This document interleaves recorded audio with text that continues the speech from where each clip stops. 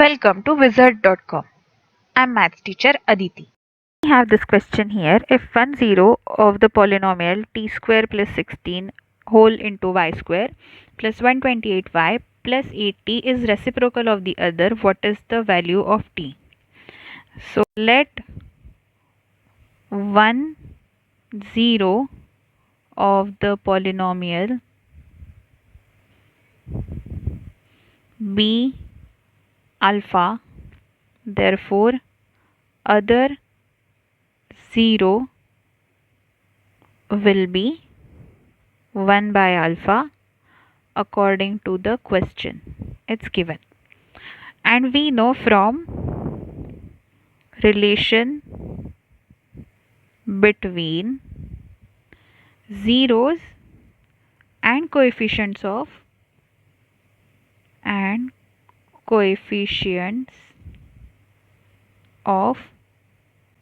quadratic polynomials. We know product of zeros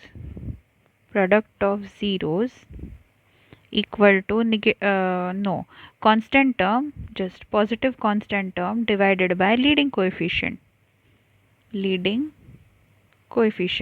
So in this case, alpha into 1 by alpha will be equal to constant term is 8t and leading coefficient is t square plus 16.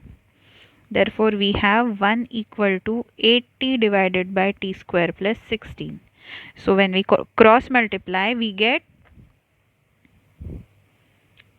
t square plus 16 equal to 8t, and that gives us t square minus 8t plus 16 equal to 0. Therefore, we have t minus 4 whole square equal to 0, because this looks like a minus b whole square identity.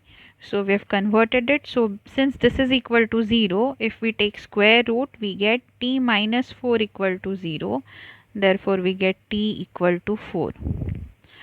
So value of t is 4. Answer is option A.